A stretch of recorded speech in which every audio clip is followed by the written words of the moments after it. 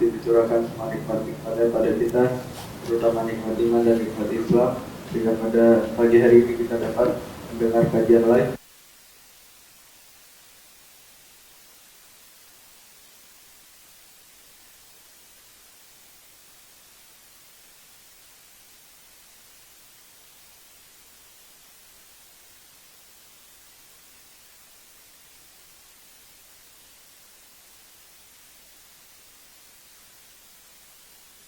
Kajian ini dimulai, Anda akan membacakan beberapa tata tertib selama kajian berlangsung.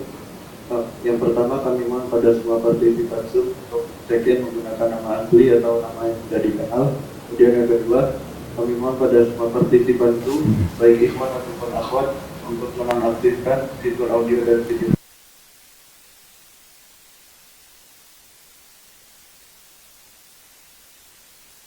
Dipilih kira-kira beruntung atau pada kolom komen pada Bagus Salim TV dengan tepat kami bersiapkan pada semua partisipan Zoom untuk bertanya langsung pada Ustaz pada tanya jawab, dan kami mohon untuk berikan terlebih dahulu. Mungkin sekian yang dapat kami sampaikan, dan selebihnya waktu dan tempat kami bersiapkan pada Ustaz Dr. Firanda Dirja LCMA Allah Ta'ala oleh Tafadol. Bismillahirrahmanirrahim. Assalamualaikum warahmatullahi wabarakatuh. Alhamdulillahi ala ihsanih wa syukru lahu ala taufiqihi wa amtinanih wa asyhadu an la ilaha illallah wahdahu la syarika lahu ta'ziman li sya'nih wa asyhadu anna Muhammadan abduhu wa rasuluhu da'ila ridwanih. Allahumma salli alaihi wa ala alihi wa ashabi wa ikhwanih. Para jemaah majelis salim qalbun salim yang dirahmati oleh Allah Subhanahu wa taala. Kita melanjutkan bahasan kita masih dalam kitab Riyadhus Shalihin, masih dalam bab taubat ya. Bab taubat kita sampai pada hadis yang ke-16. Wa an Abi Musa Abdullah bin Qais al-Asy'ari, dari sahabat Abu Musa al-Asy'ari radhiyallahu taala anhu, anin Nabi sallallahu alaihi wasallam, qala Nabi sallallahu alaihi wasallam, bahwasanya Nabi sallallahu alaihi wasallam bersabda, innallaha ta'ala yabsutu yadahu bil laili yatuba musii'un nahar. Sesungguhnya Allah Subhanahu wa taala membentangkan tangannya di malam hari agar yang pelaku dosa di siang hari bertobat. Wa yabsutu yadahu bin nahar liyatuba musii'ul lail, dan Allah bentangkan tangannya di siang hari agar pelaku tobat di malam hari, pelaku dosa di malam hari bertobat. Hatta tatlu asyamsu min maghribiha, sampai matahari terbit dari arah barat. Hadis riwayat Muslim. Kemudian juga wa an Abi Hurairah radhiyallahu taala anhu, hadis ke-17, qol, dari Abu Hurairah radhiyallahu anhu, dia berkata, qala Rasulullah sallallahu alaihi wasallam bersabda, man taba qabla an tatlu'a syamsu min maghribiha taballahu alaihi. Siapa yang bertobat sebelum matahari terbit dari barat, maka Allah akan menerima tobatnya. Hadis ke-18 ya. Wa an Abi Abdurrahman Abdullah bin Umar bin Al-Khattab radhiyallahu ta'ala anhuma, anin Nabi sallallahu alaihi wasallam qala, dari Nabi sallallahu alaihi wasallam dia bersabda, innallaha azza wa jalla yaqbalu taubatal 'abdi ma lam yugharghir. Sungguhnya Allah menerima taubat seorang hamba selama nyawanya belum di kerongkongan. Ketiga hadis ini menjelaskan tentang waktu diterimanya taubat. Dan bahwasanya waktu diterimanya taubat, pintu taubat terbuka lebar-lebarnya, seluas-luasnya seorang apapun kondisinya, sebesar apapun dosanya, sebanyak apapun dosanya, kalau dia bertobat masih dalam sebelum waktu ini maka akan diterima. Yang pertama berkaitan dengan keumuman manusia, yaitu dia bertobat sebelum matahari terbit dari arah barat. Jika matahari telah terbit dari arah barat, maka tobatnya tidak diterima ya. Yauma ya'ti ba'dhu ayati rabbika la yanfa'u nafsan imanuha lam takun amanat min qablu aw kasabat fi imaniha khaira. Allah isyaratkan dalam Al-Qur'an bahwasanya akan datang sebagian tanda-tanda kebesaran Allah, yaitu ditafsirkan adalah terbitnya matahari dari barat. Ya. La yanfa'u nafsan imanuha, maka pada saat itu banyak orang beriman. Jiwa-jiwa pada beriman, tapi iman mereka tidak bermanfaat. Lam takun amanat min qablu, sebelumnya mereka tidak beriman. Ketika beriman matahari sudah terbit dari barat, maka tidak bermanfaat. Ya, lam takun amanat min qablu aw kasabat fi imani khaira, dan belum pernah beramal sebelum itu, maka tidak ada manfaatnya. Ini berkaitan dengan seluruh keumuman seluruh manusia. Adapun berkaitan dengan pribadi-pribadi seorang, Maka waktu tobatnya kapan? Waktu tobatnya berakhir sampai nyawanya di kerongkongan. Innallaha yaqbalu taubatal abdi ma lam yughargir. Sungguhnya Allah Subhanahu wa taala menerima taubat seorang hamba sebelum nyawanya di kerongkongan. Ikhwan dan akhwat, para jamaah majelis taklim Qalbun Salim yang dirahmati Allah Subhanahu wa taala, hadis-hadis ini menjelaskan tentang rahmat Allah yang sangat luas, bahwasanya pintu taubat senantiasa terbuka. Padahal kita tahu bahwasanya taubat adalah kewajiban yang disegerakan, tidak boleh ditunda-tunda. Ya. Allah Subhanahu wa taala berfirman, "Wasari'u ila maghfiratin min rabbikum." Bersegeralah kalian menuju kepada ampunan Rabb kalian. Ya. Sabiqu ila maghfiratin min rabbikum. Berlombalah kalian menuju kepada ampunan Rabb kalian. Berarti segera, disuruh segera. Ya. Walladzina idza fa'alu fahishatan aw dhalamu anfusahum dzakarullah wastaghfiru lidzunubihim. Ya. Kemudian kata Allah, dan orang-orang jika melakukan dosa maka mereka istighfar dan bertobat kepada Allah Subhanahu wa taala. Kata Allah, lam yusirru ala ma fa'alu, dan mereka tidak berterus-terus dalam melakukan dosanya, segera bertobat. Jadi sudah pernah saya sampaikan bahwasanya tobat itu kewajiban yang harus segera dikerjakan, tidak boleh ditunda. Jika seorang menunda tobat, maka dia terjerumus dalam dosa tersendiri. Menunda tobatnya itu adalah dosa tersendiri. Meskipun menunda tobatnya adalah dosa tersendiri, tapi kalau dia bertobat, Allah terima. Allah terima karena pintu taubat terbuka seluas-luasnya.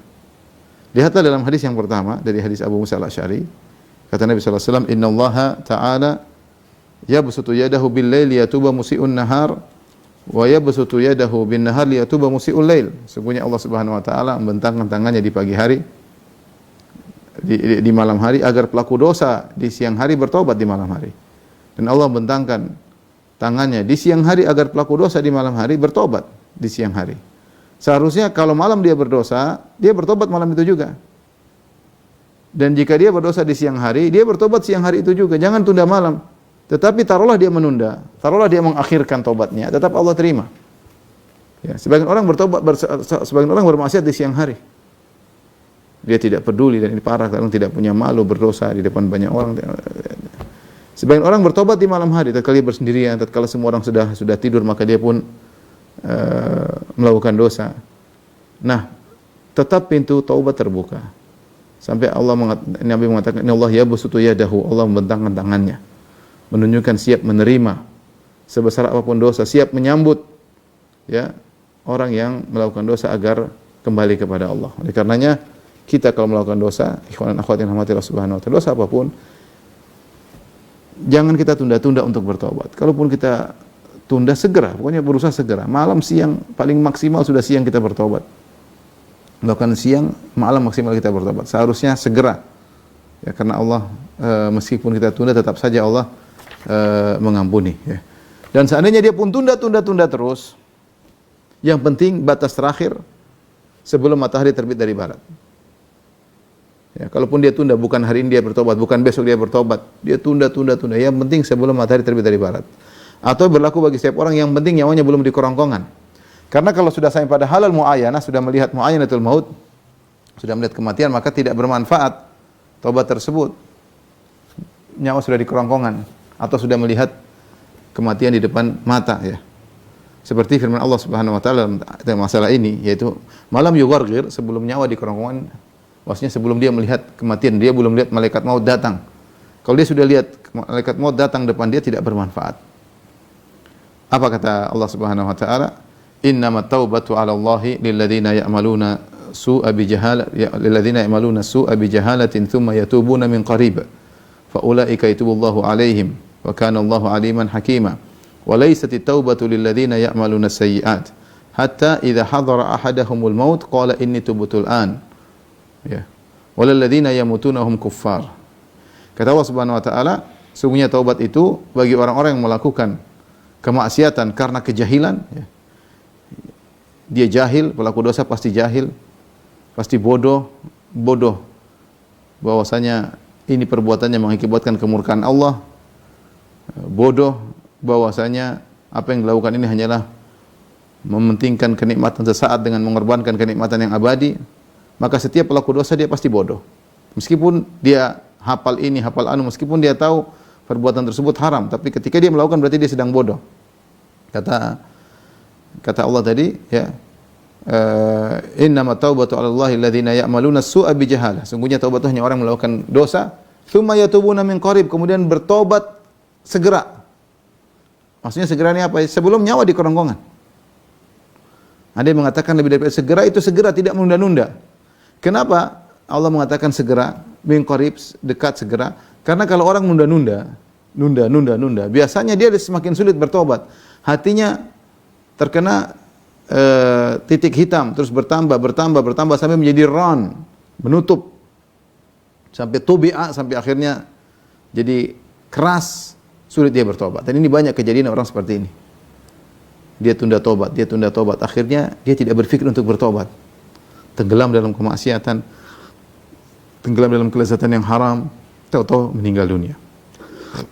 Makanya Allah Subhanahu wa taala menyuruh segera untuk bertobat. Sebelum hati ini hitam, segera bertobat. Anda bermaksiat malam ini, segera bertobat malam ini. Kalaupun Anda harus menunda, siang segera bertobat. Adapun Anda menunda seminggu depan, bulan depan, ini sulit. Banyak orang akhirnya sulit untuk bertobat. Tapi kalaupun dia bertobat akan diterima, cuma sulit ya. Karena hatinya sudah terlanjur hitam misalnya ya. Makanya kata Allah, summa yatubuna min qarib, kemudian dia bertobat dengan segera atau maksimal sebelum nyawa di kerongkongan. Fa ulaika yatubullahu alaihim, mereka adalah orang Allah terima taubatnya. Wa kana Allahu aliman hakima. Wa laysati taubatu lil ladzina ya'maluna sayyi'at, bukanlah taubat bagi orang yang melakukan keburukan-keburukan, dosa-dosa. Hatta idza jaa ahadahumul maut, ketika datang kematian di depannya, malaikat maut sudah datang. Qala ini tuh betul, dia masih bisa ngomong, ya Allah saya bertobat, enggak terima. Saya bertobat, percuma, nyawa sudah di kerongkongan, malaikat maut sudah di depan mata. Tidak diterima taubatnya, pintu taubat sudah tertutup. Seperti yang dialami oleh Fir'aun, hatta idza adrakahul gharaqu qala amantu annahu la ilaha illa alladhi amanat bihi banu Israil wa ana minal muslimin. Fal ana wa qad asaita qablu wa kunta minal mufsidin. Kata Allah Subhanahu wa taala, tatkala Fir'aun sudah mau tenggelam, tiba-tiba dia bersyahadah. Dia mengatakan annahu la ilaha illa qala amantu annahu la ilaha illa alladhi amanat bihi banu Israil. Kata dia, aku beriman bahwasanya tidak ada yang berhak disembah kecuali Tuhannya Bani Israel, Tuhannya Allah, yaitu Tuhan Allah. Tuhannya Bani Israel maksudnya Allah Subhanahu wa taala. Wa ana minal muslimin, aku Islam. Diterima, dia masih bisa ngomong. Kata Allah, al-ana, sekarang baru kau bertobat. Wa qad asaita qabl, sebelumnya kau bermaksiat melulu. Wa kunta minal mufsidin, kau melakukan kerusakan. Tidak diterima. Kenapa? Dia sudah muayyan itu sudah melihat malaikat maut ya. Falamma ra'au ba'sana qalu amanna billahi wahdah wa kafarna bima kunna bihi musyrikin. Falam yaku yanfa'uhum imanuhum lamma ra'au ba'sana. Kata Allah Subhanahu wa taala tentang suatu kaum, kata Allah, falamma ra'au ba'sana, tatkala mereka melihat azab kami sudah datang, qalu amanna billahi wahda, mereka mengatakan kami beriman hanya kepada Allah, tauhid. Wa kafarna bima kunna musyrikin, dan kami kufur kepada segala kesyirikan yang kami lakukan. Kata Allah, falam yaku yanfa'uhum imanuhum lamma ra'au ba'sana, tidak bermanfaat iman mereka tatkala mereka sudah melihat azab di hadapan mata. Jadi kalau sudah nyawa di kerongkongan atau sudah melihat malaikat maut atau azab sudah di depan mata bagi umat-umat terdahulu, maka tidak bermanfaat taubat. Tidak bermanfaat taubat karena pintu taubat sudah tertutup. Intinya, ikhwan dan akhwat yang hati Allah Subhanahu wa taala, Allah sangat pemurah, tawab, sangat menerima taubat, pintu taubat terbuka selebar-lebarnya, tapi jangan sampai seorang bertobat lewat waktunya. Ya. Makanya yang jadi masalah, orang terkadang tidak segera bertobat dan kasih jadwal tobat. Pengen tobat nanti, saya sudah pensiun baru saya tobat. Nanti umur sekian baru saya tobat. Nanti saya selesaikan dulu sekali ini terakhir saya maksiat, habis ini saya tobat. Betapa banyak di antara mereka seperti itu, kemudian mereka meninggal. Belum sampai pada jadwal tobat mereka meninggal. Ya. Seorang mungkin sebelum tidur, dia bermaksiat, besoklah saya tobat, pagi-pagi sholat subuh. Tidur nggak bangun-bangun. Subhanallah. Taubat ya akhi sebelum tidur, taubat. Anda bermaksiat sebelum tidur, taubat. Taubat. Kalau perlu sholat taubat. Anda nggak tahu masih bisa hidup sampai besok atau tidak. Sekali ini iya, mungkin Anda masih bisa bernapas ternyata besok. Satu saat akan datang waktu Anda tidur tidak bangun-bangun lagi. Oleh karenanya seorang kalau berdosa segera bertobat. Kita semua berdosa ya akhi, ya ukhti. Siapa di antara kita tidak berdosa? Pembicara maupun pendengar semuanya. Kullu bani Adam khata', seluruh anak Adam melakukan dosa. Ya, dosa kita banyak ya. Yang penting kita suka bertobat. Itu. Ya.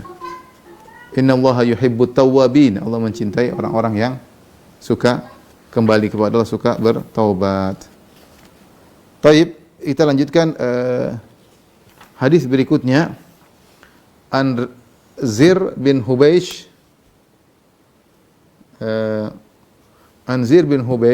qala ataitu Safwan bin Assal, dari Zir bin Hubaysh adalah seorang tabi'in. Dia berkata, ataitu Safwan bin Assal, aku mendatangi Safwan bin Assal. Safwan bin Assal radhiyallahu anhu adalah seorang sahabat. As'aluhu anil masih alal khuffain, aku bertanya kepada dia tentang hukum membasuh dua sepatu atau dua kaos kaki dalam berwudu. Yaitu cuma mengusap, tidak perlu dibuka sepatunya, tidak perlu dibuka kaos kakinya. Sebagaimana ini perkara merupakan rukhsah, ya. Rukhsah. Ya, al-mas'al al-khuffain sebagaimana kita sudah bahas dalam masalah wudu, yaitu seorang kalau dia berwudu, setelah dia berwudu, kemudian dia pakai sepatu atau dia pakai kaos kaki dengan syarat kaos kakinya melebihi mata kakinya tidak terbuka, atau sepatunya juga kalau dia tidak pakai kaos kaki, sepatunya tinggi, intinya mata kakinya tidak terbuka. Setelah dia pakai, kemudian nanti kalau dia batal, dia berwudu, maka tidak perlu dibuka itu sepatu, tidak perlu dibuka kaos kaki, cuma diusap di atasnya. Dan ini sangat penting, terutama musim dingin misalnya, atau seorang yang berpergian harus pergi bersafar ke sana kemari, kalau buka kaki, siram, agak repot ya. Maka syariat memberi keringanan, kalau seorang syaratnya dia berwudu, kemudian dia pakai sepatu atau kaos kaki yang menutup mata kakinya, nanti kalau dia batal, dia tidak perlu untuk membuka sepatu atau kaos kakinya dan mencuci kakinya. Tidak perlu, dia cuma mengusap di atas kedua sepatunya atau kedua kaos kakinya, mengusap. Dan itu sudah mewakili mencuci kedua kaki. Dan ini keringanan berlaku bagi orang yang tidak musafir, satu hari satu malam itu 24 jam. Dan bagi orang yang musafir berlaku baginya 3 kali 24 jam. Kalau sudah 3 kali 24 jam, kemudian dia batal lagi, dia mau wudu, dia harus buka. Dia harus buka, baru dia cuci kakinya, dia pakai lagi, kemudian berlaku lagi 3 kali 24 jam, seperti itu. Ini keringanan dari syariat ya. Ini sangat penting di sebagian dari saudara-saudara kita di daerah musim dingin. Kalau sudah musim dingin, mereka sangat perlu untuk menutup kedua kakinya. Ya, kalau dibuka terus dibasahi dengan air sangat dingin, itu merepotkan. Maka Zir bin Hubaysh datang kepada Safwan bin Assal, bertanya tentang hukum ini. Maka Safwan bin Assal radhiyallahu anhu bertanya, "Ma ja'a bika ya Zir?" Apa yang buat kau datang kemari wahai Zir? Ada keperluan apa? Faqultu ibtigha'al ilmi, aku mencari ilmu. Faqala innal malaikata tad'u ajnihataha li talibil ilmi ridhan bima yatlub. Subhanallah, kata Safwan bin Assal, sungguhnya malaikat meletakkan sayap-sayapnya bagi penuntut ilmu karena ridha dengan ilmu yang dicari oleh penuntut ilmu tersebut. Malaikat tawadhu di hadapan penuntut ilmu. Karena apa yang dikerjakan oleh penuntut ilmu adalah perkara yang agung, sampai malaikat tawadhu. Malaikat yang bisa terbang, yang memiliki sayap, dia meletakkan sayapnya. Hormat kepada penuntut ilmu. Kenapa? Karena dia sedang mencari ilmu. Makanya ini ikhwan dan akhwat yang hati subhanahu, saya sering sampaikan, ilmu itu ibadah. Kita duduk, kita mendengar, ya, berusaha memahami, sama seperti kita baca Quran, sama seperti kita sedang sholat, kita sedang ibadah. Ini majelis ibadah, majelis takwa, majelis iman, ya. Baik pembicara maupun pendengar, kalau dia niatkan karena Allah Subhanahu wa taala, maka dapat pahala. Sebagaimana seorang yang baca Quran dapat pahala, argo pahala jalan. Sebagaimana seorang yang salat, argo pahala jalan. Demikian juga nuntut ilmu, sampai malaikat meletakkan sayapnya, ya. Ridwan bima yatlub, karena ridha dengan ilmu yang dicari oleh penuntut ilmu. Maka dia pun berkata, artinya dia beri semangat, ya. Ini semangat, Masya Allah, kalau bahasa kita Masya Allah, Anda kesini cari nuntut ilmu, malaikat meletakkan sayapnya karena engkau. Ini motivasi. Makanya orang yang semangat ilmu, kita kasih motivasi. Kita kasih, Anda telah jalan di jalan yang tepat mencari ilmu. Ya.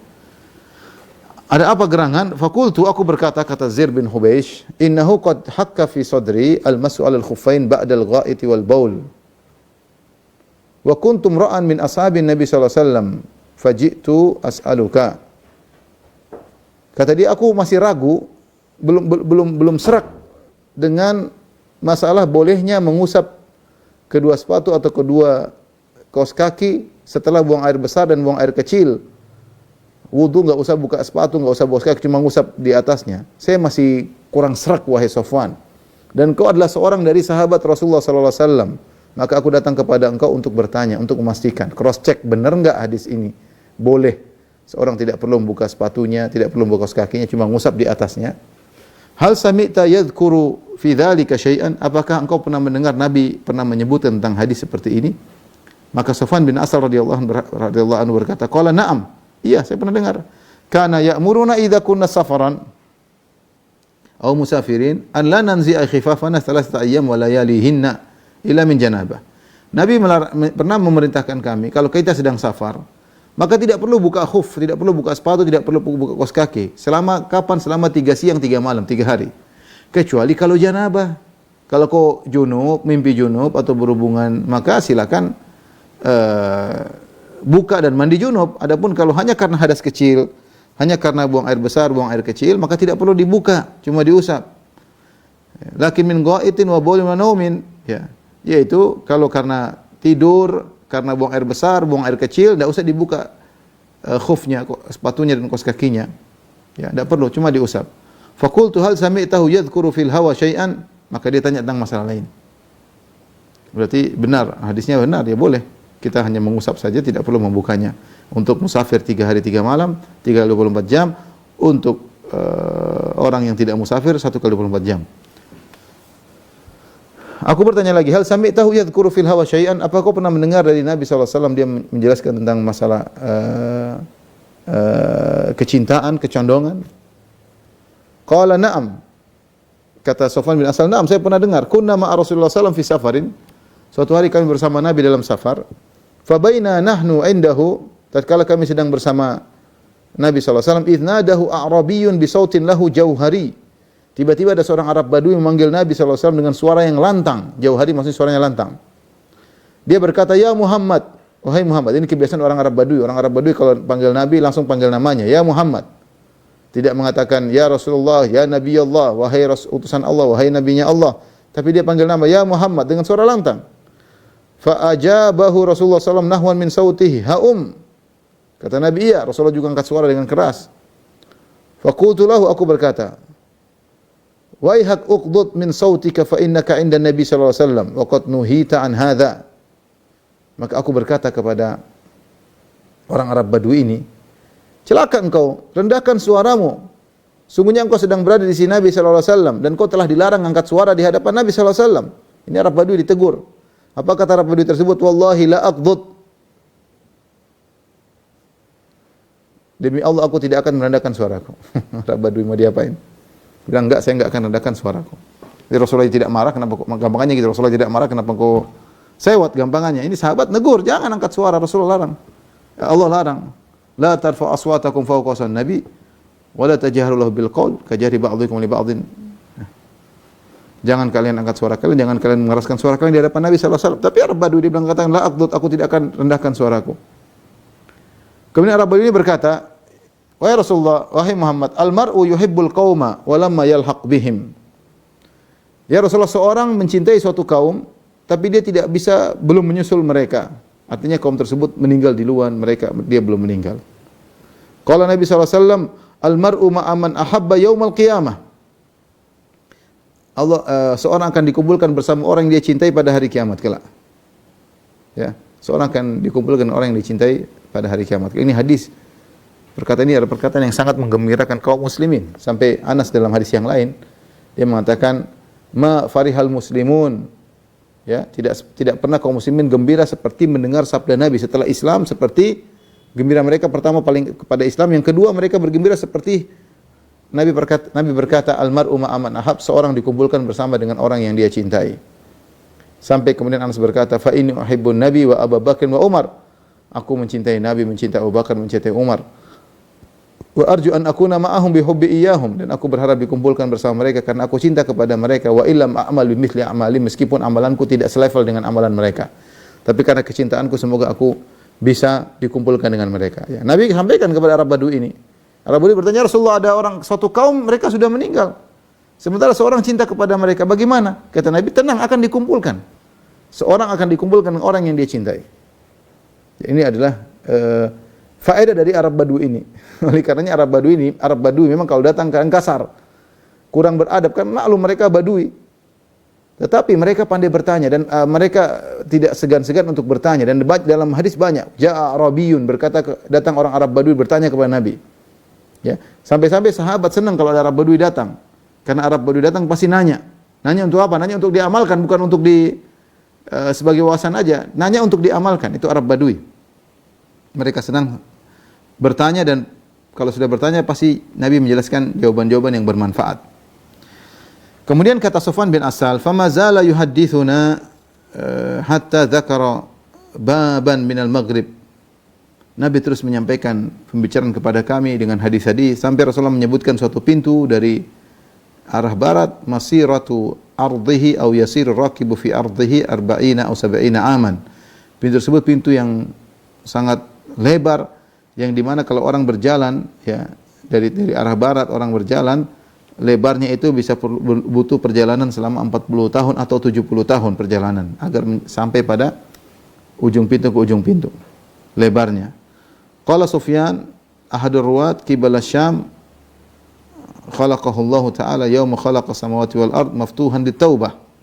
Sufyan mengatakan maksudnya pintu ini diciptakan di arah negeri Syam. Allah ciptakan ketika Allah ciptakan langit dan bumi, dan pintu tersebut terbuka untuk taubat. La yughlaqu hatta tatul asyamsu minhu, di arah barat, dan tidak akan tertutup pintu taubat tersebut sampai matahari terbit dari barat ya. Sampai matahari terbit dari barat. Ini gambaran bahwasanya pintu taubat terbuka sangat luas. Ya, seorang tidak usah ragu untuk bertobat kepada Allah Subhanahu wa taala.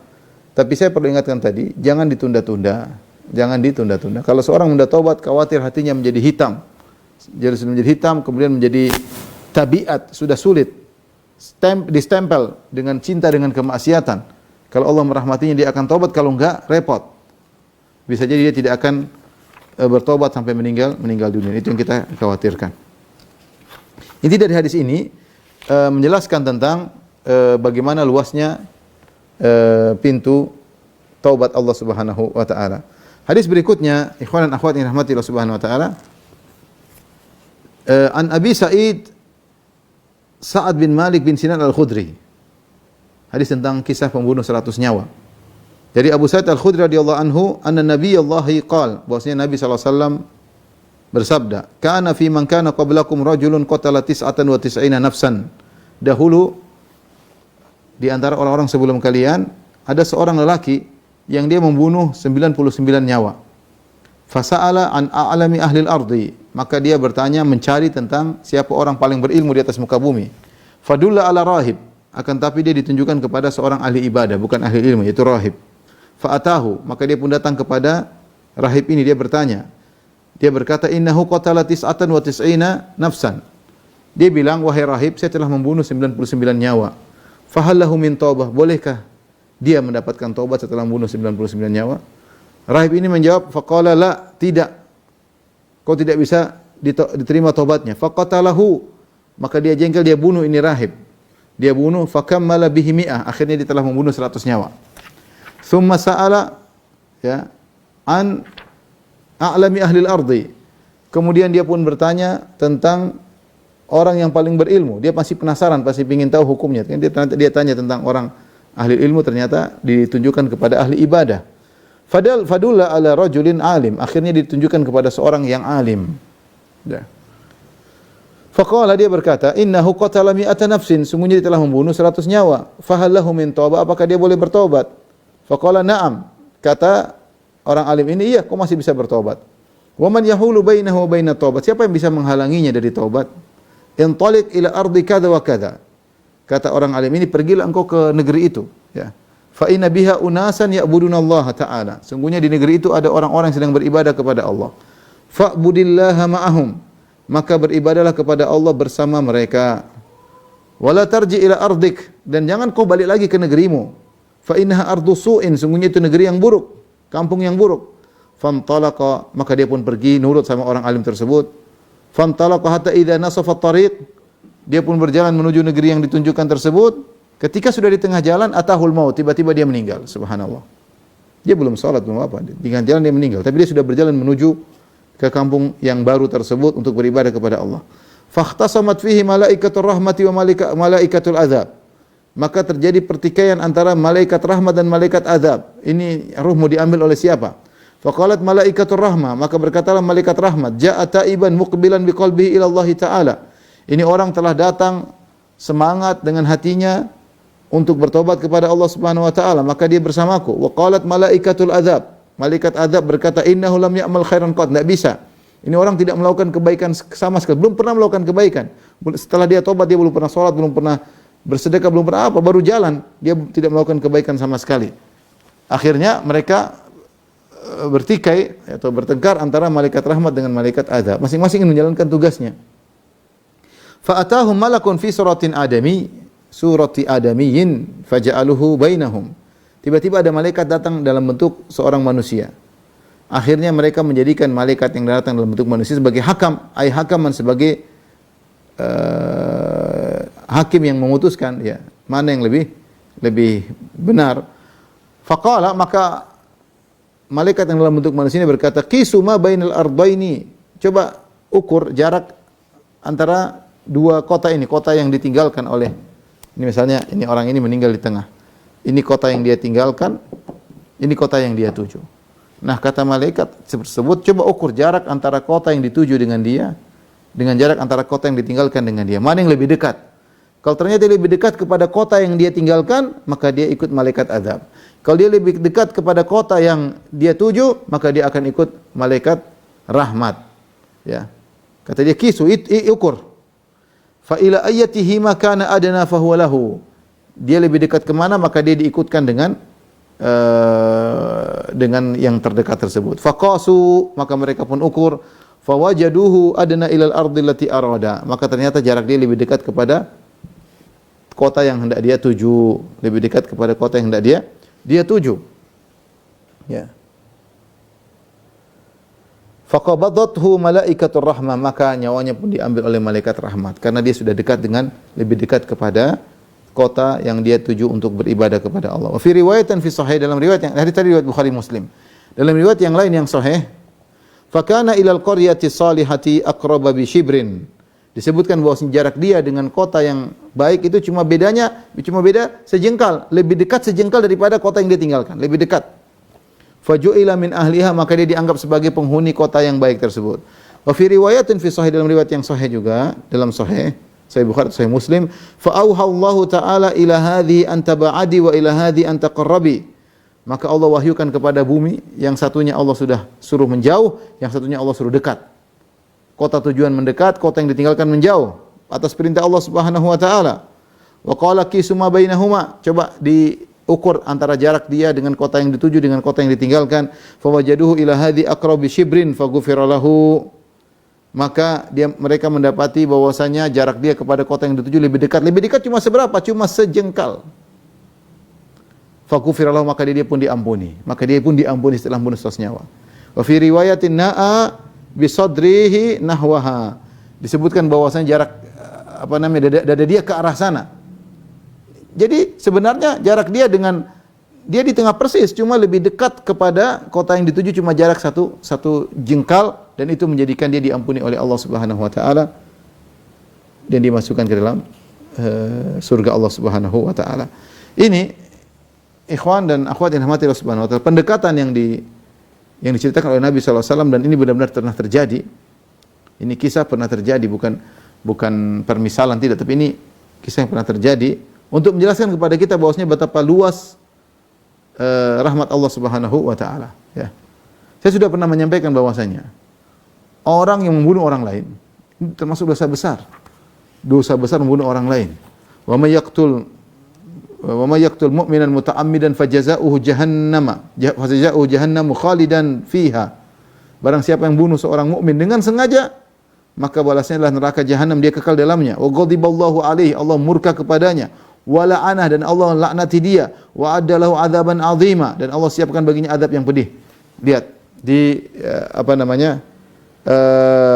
dimasukkan dalam neraka jahanam, kekal di dalamnya, Allah murka kepadanya, Allah laknat kepadanya, dan Allah menyiapkan azab yang pedih. Subhanallah, betapa besar dosa membunuh orang lain. Kita mukul orang, kita caci maki orang, sudah dosa. Apalagi kita bunuh dia. Kita bunuh dia, dosanya sangat sangat besar. Dengan sengaja kita bunuh, dosanya sangat sangat besar. Ya. Apalagi yang dibunuh bukan 1 nyawa, 100 nyawa. Satu aja bunuh sudah repot, apalagi 100 nyawa. Ya. 100 nyawa. Dan para ulama mengatakan seorang yang bunuh orang lain, pada dia terkait 3 hak. Hak Allah, hak wali-walinya, dan hak orang yang dia bunuh. Terkait pada dia 3 hak. Dia melanggar hak Allah karena membunuh orang yang Allah larang. Yang kedua, dia melanggar hak wali-walinya, yaitu wali-wali dari yang al-maqtul, yang terbunuh. Dan dia melanggar hak yang terbunuh. Kalau kepada Allah dia bisa bertobat, ya Allah aku bertobat, maka Allah terima tobatnya. Kepada wali-walinya dia bisa datang minta diampuni, mungkin dia bawa hadiah, bawa diat atau bawa apa, bisa diampuni, bisa. Tapi menjadi masalah bagaimana dosa dia terhadap orang yang dia bunuh. Tidak mungkin dia ketemu orang tersebut minta untuk diampuni, karena orang tersebut sudah mati. Ini dibahas oleh para ulama, bagaimana orang yang membunuh orang lain. Sampai sempat difatwakan oleh Ibnu Abbas, pembunuh orang mukmin yang sengaja tidak diampuni. Sebagian ulama bawakan kepada ini karena dia tidak tahu bagaimana diampuni atau tidak. Karena kalau dia mau tahu diampuni, dia harus minta maaf kepada mayat yang dia bunuh. Bagaimana cara minta maafnya? Mayatnya sudah mati. Mayatnya sudah mati. Ini berat, ini dibahas oleh para ulama. Bagaimana hukum orang bunuh orang lain? Kalau dia minta ampun sama Allah, Allah Maha Pengampun. Dia ketemu dengan wali-walinya, kasih hadiah, kasih emas, kasih duit, bisa diampuni, bisa dimaafkan. Atau tanpa beri apa-apa bisa dimaafkan. Jadi masalah orang yang dia bunuh, dia tidak sempat untuk minta ampun kepada orang tersebut. Namun kata Ibnu Qayyim rahimahullahu taala, jika seorang benar-benar bertobat meskipun membunuh nyawa orang lain, konsekuensinya Allah menerima tobatnya. Adapun hak orang tersebut nanti urusan Allah, Allah yang akan urus. Sama seperti ketika Allah berbicara tentang masalah hutang. Kata Nabi SAW,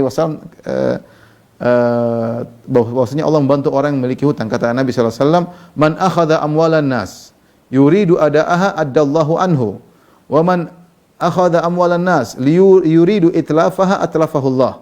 Kata Nabi SAW, barang siapa yang mengambil harta orang, itu dia pinjam, dengan dia niatkan untuk dikembalikan, maka Allah akan mengembalikan atas nama dia. Dan barang siapa mengambil harta orang lain, dia tidak niat untuk mengembalikan, dia ingin habiskan, atlafuhullah, maka Allah akan membinasakan dia. Lihat, barang siapa yang ngambil pinjam uang sama orang, dan dia berusaha untuk bayar, maka Allah akan bantu dia. Kalau tidak berhasil dia bayar, akhirnya dia meninggal dalam kondisi punya utang, Allah yang akan tanggung hari kiamat. Kenapa? Karena ketika dia meminjam utang, dia niatnya untuk mengembalikan. Man akhadha amwalan nasi yuridu ada'aha. Siapa yang ngambil harta orang, dia niatkan untuk kembalikan.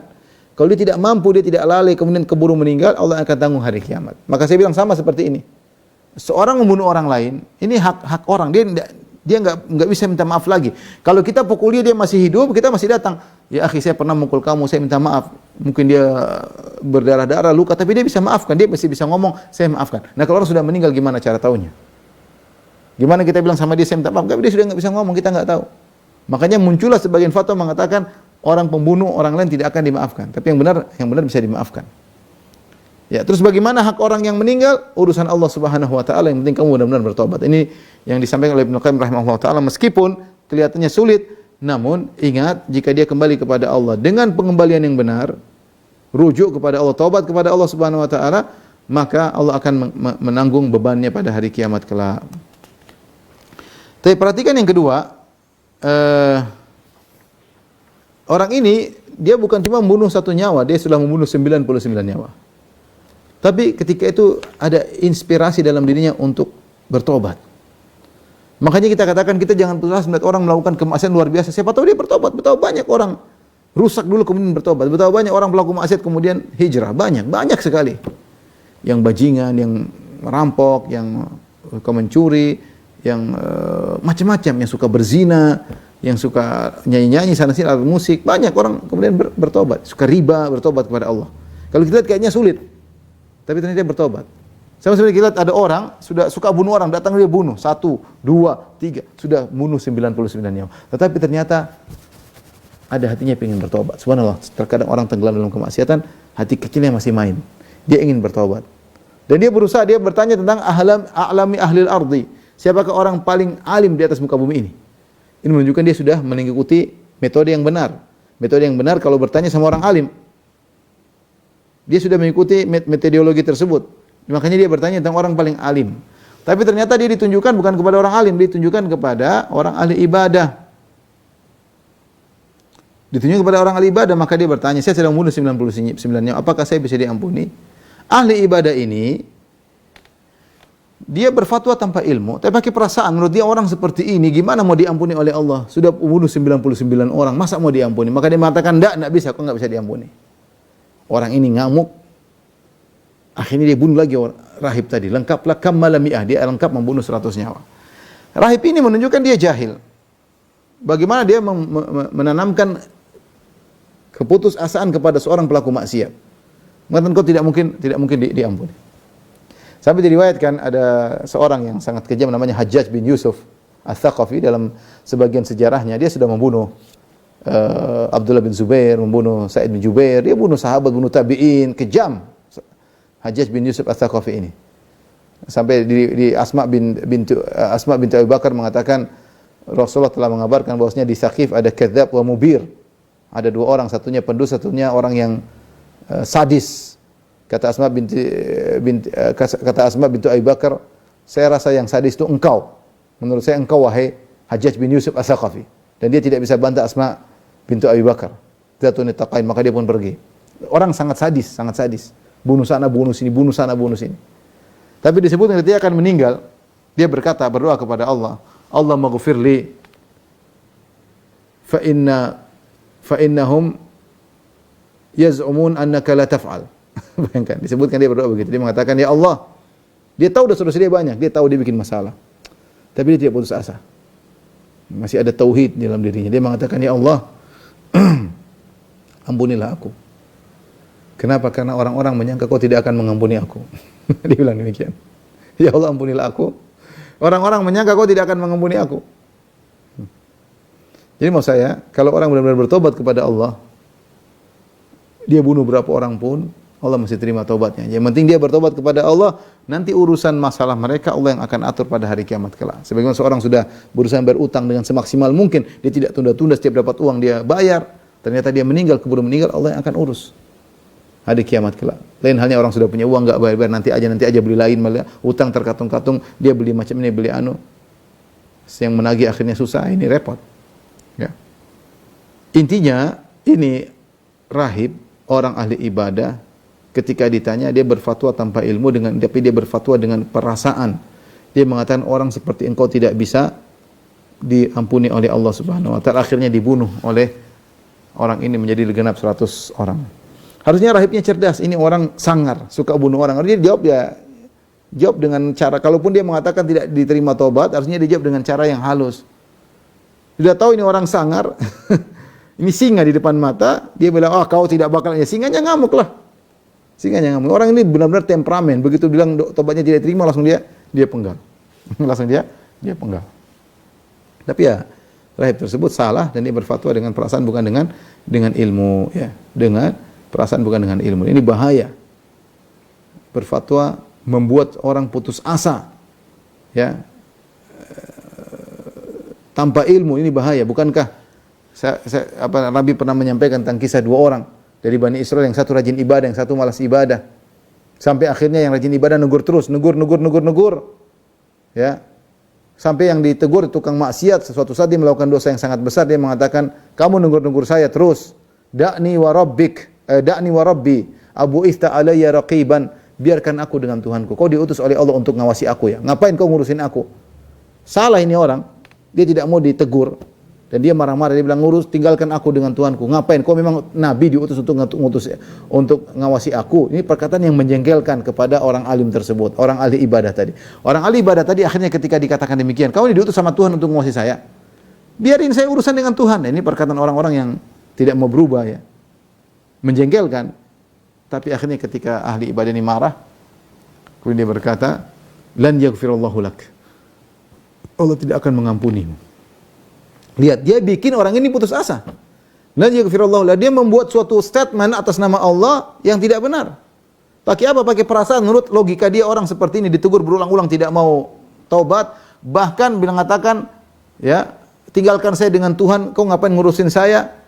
Kesimpulannya orang ini tidak bakalan meninggalkan maksiat dan dia tidak akan terima taubatnya. Makanya orang ahli ibadah mengatakan, dan yaghfirullahu lak. Allah tidak akan ampuni engkau.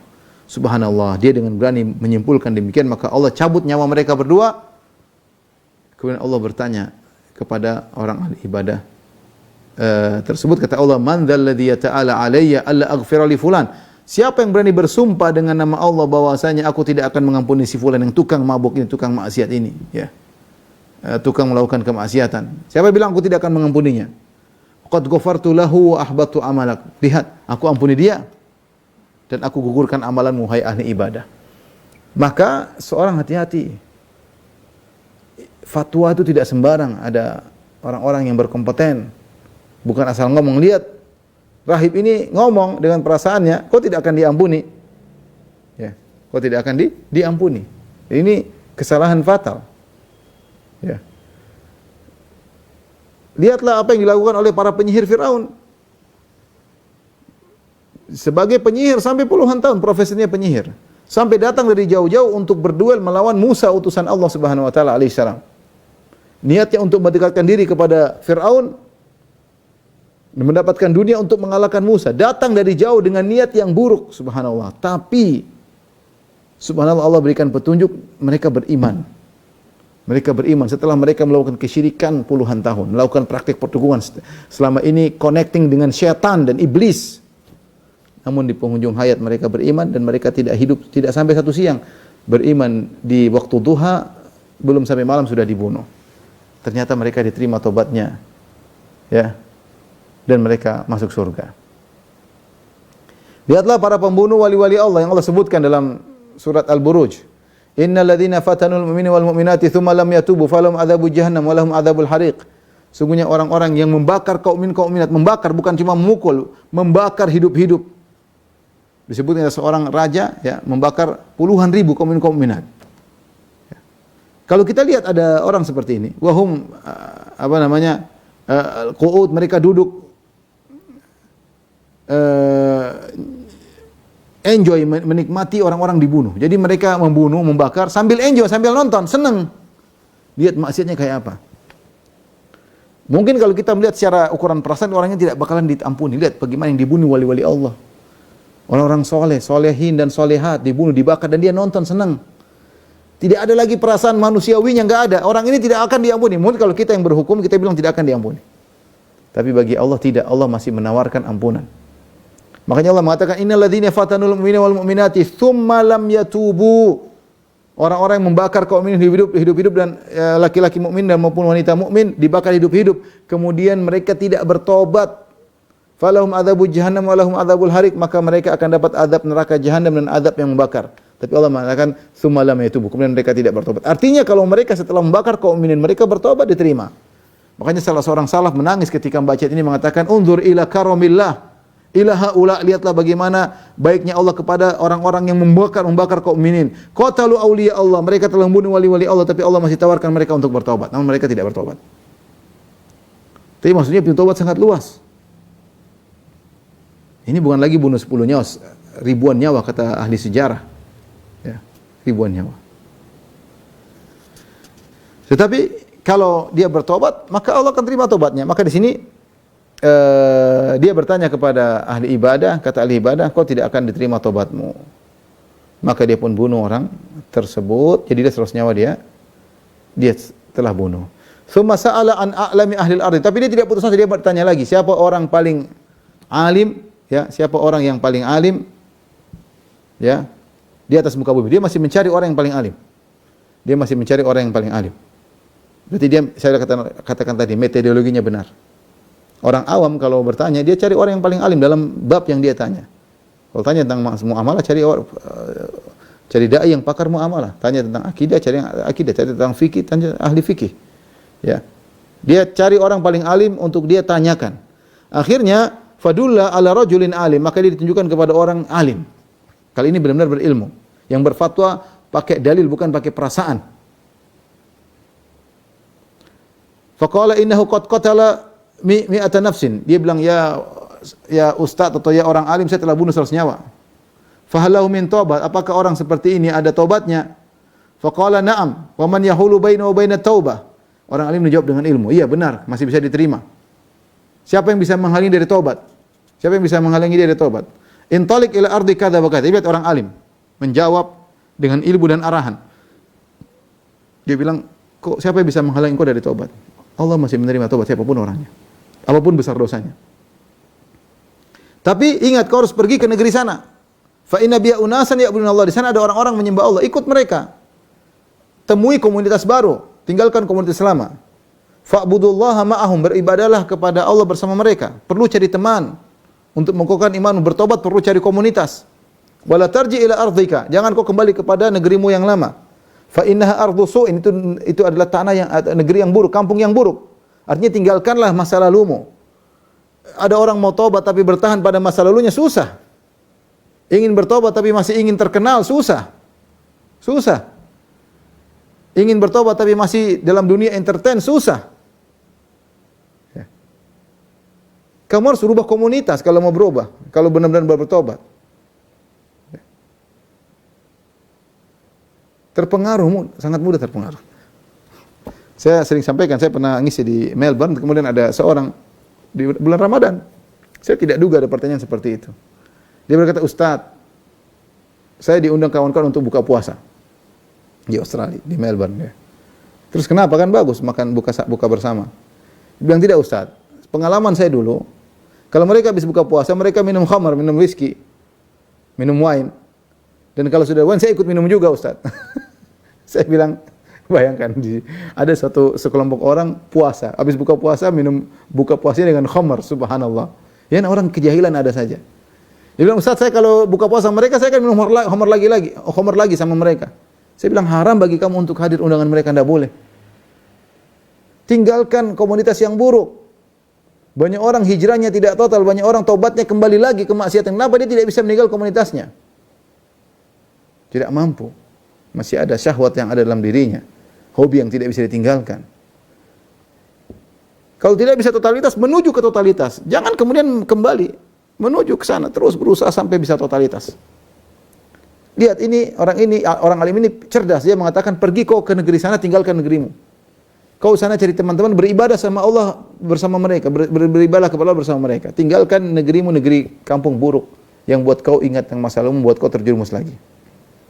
Fantalaq, dia pun pergi. Subhanallah, dia pergi. Langsung dia tidak tunda-tunda, dia langsung pergi. Dia tahu taubatnya diterima, dia langsung pergi. Dia tidak bilang tunggu dulu, saya mau jualan apa dulu, saya mau tulis warisan, langsung pergi dia. Menuju kampung tersebut. Subhanallah.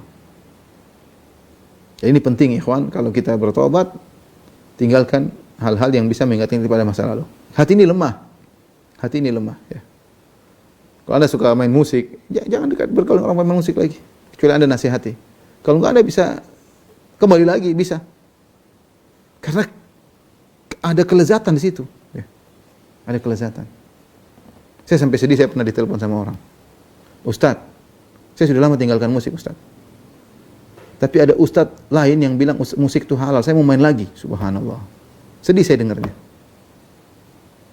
Dia telepon saya.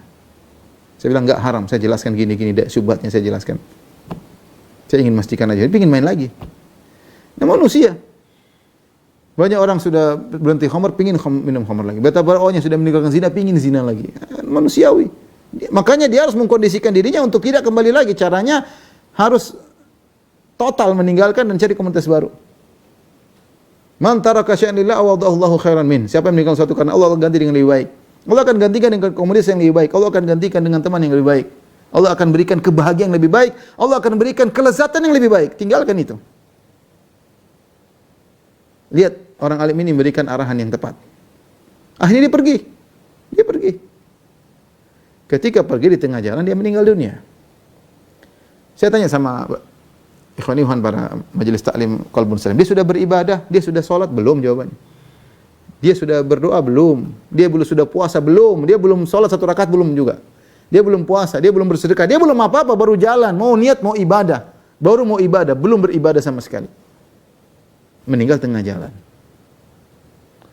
Maka ketika dia meninggal, datang malaikat masing-masing menjalankan tugasnya. Tengah-tengah malaikat, dan dia benar-benar tepat di tengah-tengah. Ini kota baik, ini kota buruk, tengah-tengah. Benar-benar di tengah-tengah dia.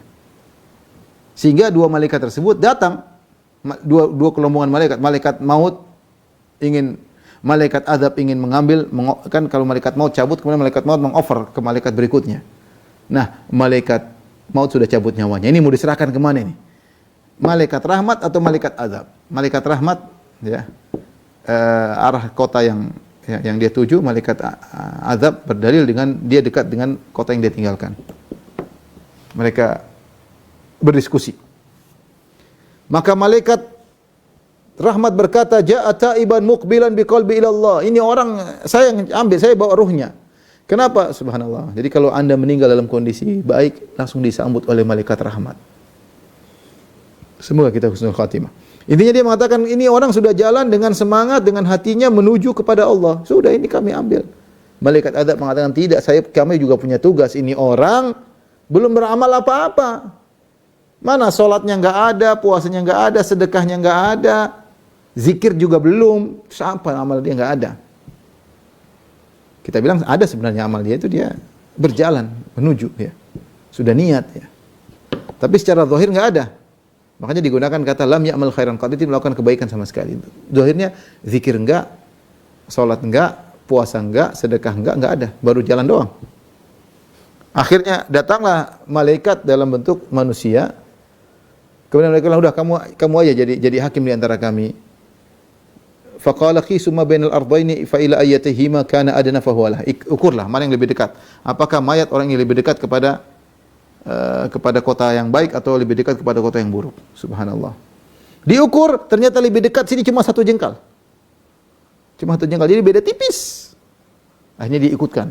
Dalam sebagian riwayat sebenarnya sama, persis tengah-tengah sama, tapi Allah mengatakan, wahai bumi, kota lama, jauhkan dirimu, semakin jauh. Wahai kota yang dituju, dekatkan. Allah yang perintahkan, bumi tunduk kepada Allah Subhanahu wa taala. Akhirnya lebih dekat kepada kota yang dituju. Dalam sebagian riwayat disebutkan dadanya yang agak condong ke sana, dadanya condong ke kota ini, sehingga ada beda tipis karena dadanya condong ke sana. Subhanallah. Akhirnya dia pun diampuni oleh Allah Subhanahu wa taala, ya. Karenanya, ikhwan dan akhwat yang dirahmati Allah Subhanahu wa taala, seorang berusaha semaksimal mungkin untuk bisa bertobat, jangan tunda-tunda tobatnya. Kalaupun dia tunda tobatnya, cukup hari ini, jangan dia malam ini maksiat, bertobat malam ini, jangan tunda besok. Dia enggak tahu, dia tidur belum tentu bisa bangun. Dia berdosa siang hari, segera bertobat, jangan tunda-tunda. Tapi kalau dia tunda pun segera. Kalaupun dia tunda pun pokoknya sebelum nyawa di kerongkongan bertobat. Dan jangan kita meremehkan seorang. Jangan kita ini orang putus asa dia. Orang kayak gini tidak bakalan, jangan. Kita enggak terlihat ini pembunuh 100 nyawa. Ternyata di penghujung dia bertobat. Tiba-tiba hati kecilnya berbicara ingin kembali kepada Allah Subhanahu wa taala. Hati urusan Allah Subhanahu wa taala. Hati urusan Allah Subhanahu wa taala. Demikian ikhwan dan akhwat yang dirahmati Allah pada rekan-rekan majelis taklim Qalbun Salim. Kalau ada yang bertanya saya persilahkan. Wallahu taala alam bisawab.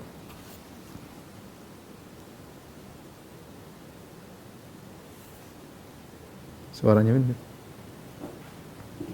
Jazakumullah khairan wa barakallahu fikum. Kami sampaikan kepada Ustaz Dr. Kirana Dirja Hussein Hafizahullah Ta'ala atas materi yang telah disampaikan, maka dapat bermanfaat dan memacu kita untuk selalu bertaubat pada Allah.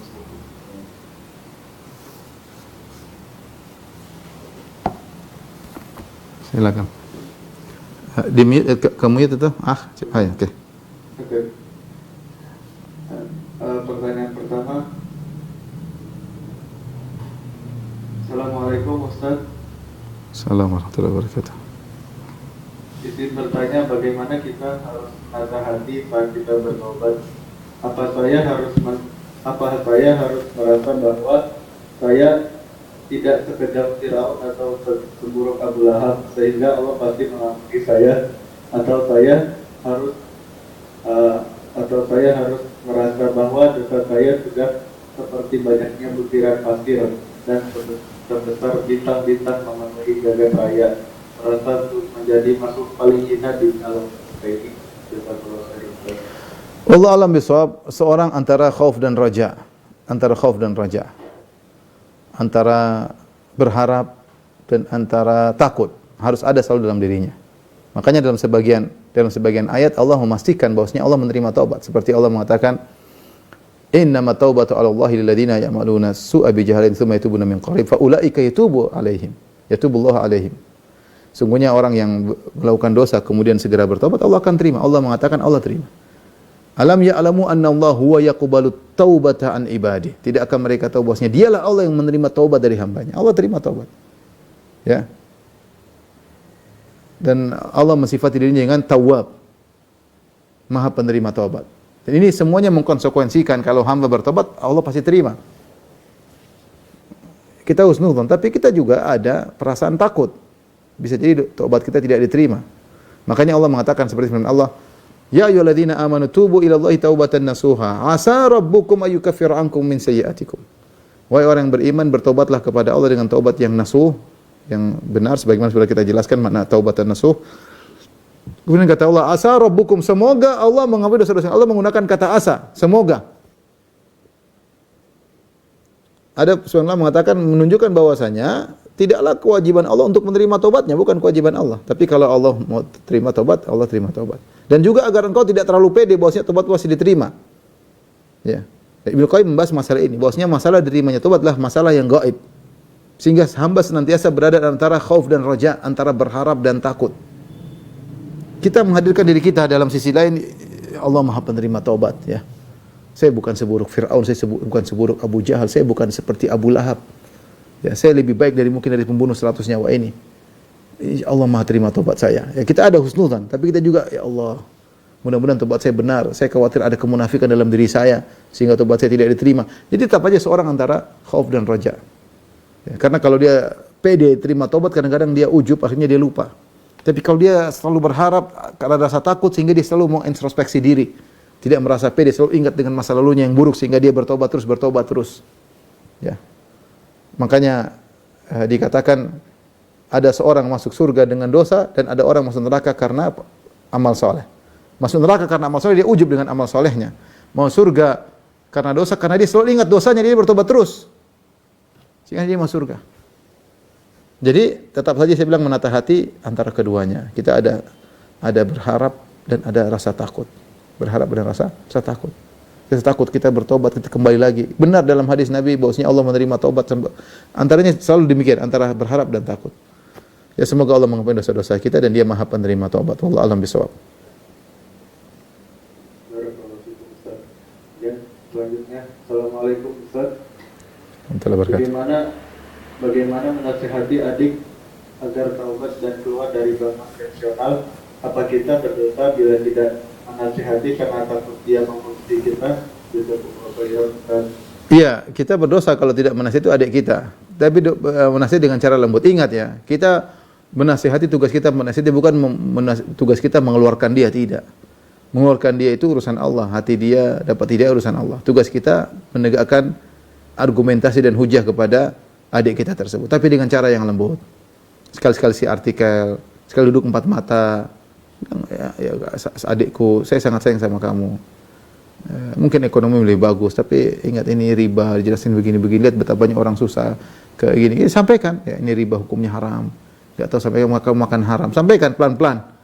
Dia marah-marah, biar kalau marah-marah kita cooling down dulu ya. Nanti ada suatu saat kita waktu nasihati lagi.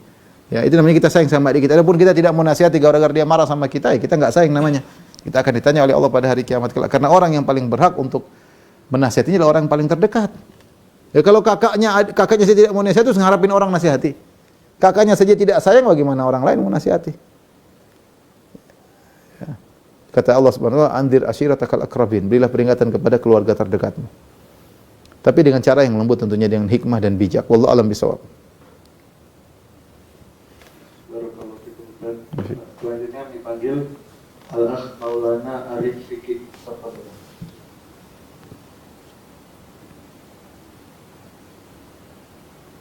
Al-Akh Maulana.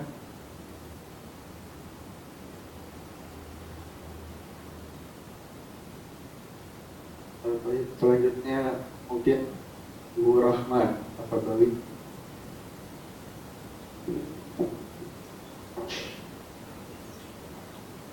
Bismillah, Assalamualaikum Ustaz. Waalaikumsalam warahmatullahi wabarakatuh. Izin bertanya, jadi Ana ini ibu Ana sudah lama memusuhi Ana karena Ana manhaj salaf. Tapi Ana akhirnya berusaha menunjukkan bakti terbaik Ana dengan perbuatan, perkataan, juga dengan harta. Mungkin dengan harta, alhamdulillah ibu Ana jadi lebih lunak sebenarnya. Bertahun-tahun sudah tidak berkonflik, tapi qadarullah beberapa hari yang minggu-minggu yang lalu ibu Ana mulai menyakiti Ana lagi. Jadi memang sering menyakiti Ana karena Ana bermanhaj salaf ini. Jadi banyak sekali perbedaan. Ibu Ana sangat keras sekali. Entah kenapa terakhir disakiti itu Ana rasa sakit hatinya tuh sakit hati sekali. Itu tuh saat Ana lagi sayang-sayangnya kepada ibu Ana. Qadarullah Ana disakiti. Setelah itu Ana jadi rasanya jadi respect Ana berkurang sekali kepada ibu Ana, dan Ana menjadi jaga jarak kepada ibu Ana. Ana tidak pernah menjawab ketika ibu Ana menyakiti Ana, tapi ini menjadikan Ana jadi menjaga jarak sekali dan Ana jadi kurang respect kepada ibu Ana. Apakah ini karena Ana berharap kepada manusia ya Ustadz? Maksudnya bukan berharap kepada Allah dengan bakti Ana ini. Ana sudah melakukan bakti, tapi Ana berharap balasan orang tua Ana mau berbuat baik juga ke Ana. Apakah ini karena ini, dan bagaimana seharusnya Ana bersikap? Bolehkah wajarkah Ana jika merasa sakit hati dan menjaga jarak ini Ustadz? Seperti itu Ustadz. Assalamualaikum. Waalaikumsalam. Saya rasa itu perkara yang wajar ya. Kita sedih, bukan apa, kita sedih dimusuhi, disakiti oleh orang yang sangat kita cintai. Ibu misalnya, atau apa namanya.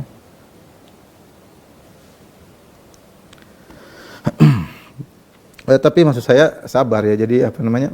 Kita ingat aja kebaikan-kebaikan orang tua dulu.